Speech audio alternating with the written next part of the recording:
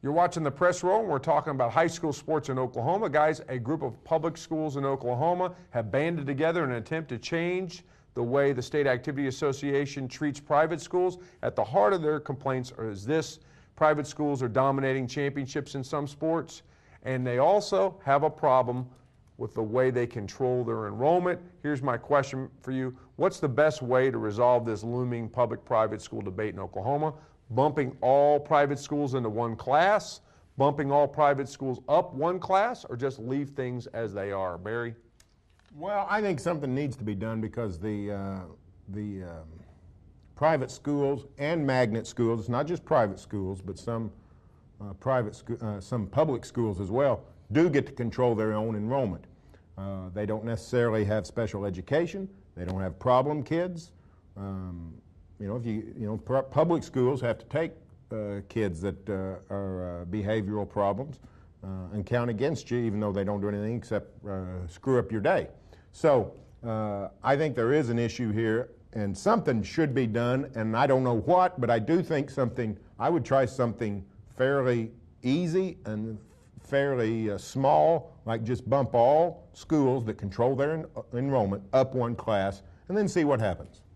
I think I agree. Something needs to be done. I think I wrote a couple years ago, actually when Blake Griffin was a senior at Oklahoma Christian School, which was playing 2A basketball at the time. I think they're still in 2A.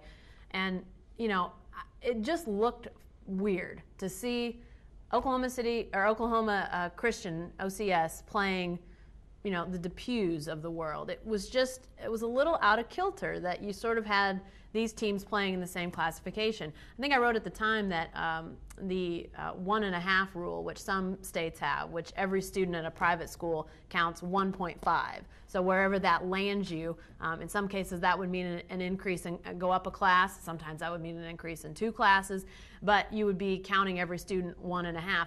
I think something like that could work, but I think what Barry said is right. Something simple, move up a classification, is not a bad idea either. But I do think there has to be some sort of change made. I think, and I don't like the idea of having all the private schools in one classification. That doesn't feel right to me either, John. See, that's what I thought the answer should be, is that one. Put them all in one class, let them beat each other up. But then you'd be left wondering, well, how would they do against the public schools? Private means everything. Private schools means more money, but it's private lessons in academics and athletics, more time, more money being spent, more specialization.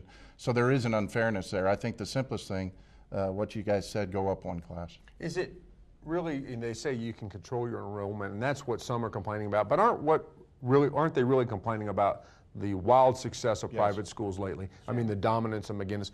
I didn't hear anybody belly aching about this so much when McGuinness wasn't winning state football championships. But McGuinness really started dominating the traditional team sports. I'm not talking about tennis and golf, but like football, basketball, won the baseball a year ago. When they dropped from 5A to 4A, that's when McGuinness started. Now, McGuinness basketball the last decade, they've been good enough to win most any class. But football, if they were still in 5A football, they wouldn't be winning big time, playing Carl Albert and Bixby and those teams. And I'm not saying necessarily that McGuinness said, hey, let's get rid of some students and get down to 400 or to 370, whatever. What I'm saying is they can maintain the students they want, and they can admit who they want. They don't have to take who they don't want, and that's not the case at Chickasha or Clinton or Elk City. So to me, that's a huge advantage. So how much of this is just about the numbers, and how much of it is begrudging the private school kids who suddenly, point blank, find a new religion if it appeases them to a certain. I mean, what is this about mainly? People think this is a recruiting issue. It's not a recruiting issue at all. There's not a lot of recruiting that goes on in the private schools, more so than public. I mean, recruiting goes on everywhere. I mean, we see kids transferring all the time. There's not a lot of serious transferring in private schools. Most of these private school kids came up through private schools at McGuinness through the Catholic school system. There's not a lot of kids starting Catholic education in 9th grade at McGuinness. They all went to Christ the King or St. Eugene's or whatever other feeder Catholic schools there are. It's just a case of just inherent advantages that you have because you are a private school and you don't have to go. For instance, I live in Norman. We've got an alternative high school in Norman.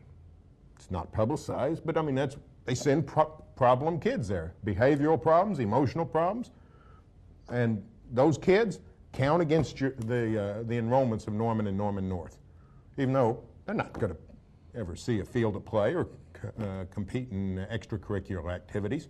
The rampant special education programs. You know, there are kids in wheelchairs counting against, Northwest Classen and Del City and Choctaw. Think they're going to play football? No, but they count against you. That's the crux of the matter, is the controlling enrollment.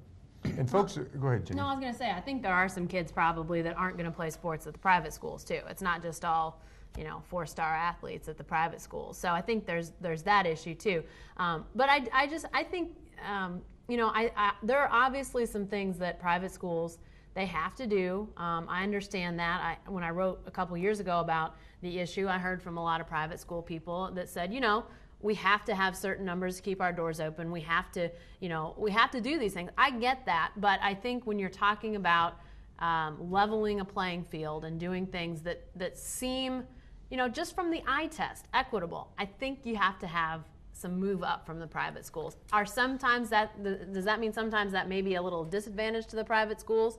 Maybe. I mean, there may be some sports where you don't see that this is a great advantage, or maybe sometimes it would be you just don't know. But I think there has to be at least a little bit of correcting of the eye test, if you will, with this issue.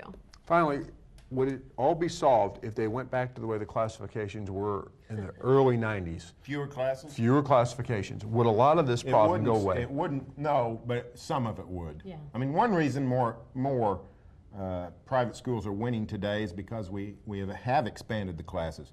We're up 1 from 10 years ago, 2 classes from 20 years ago, and the classes that have shrunk in number of schools in them are those in the middle, 3A and 4A primarily, and that's where the most of your private schools are.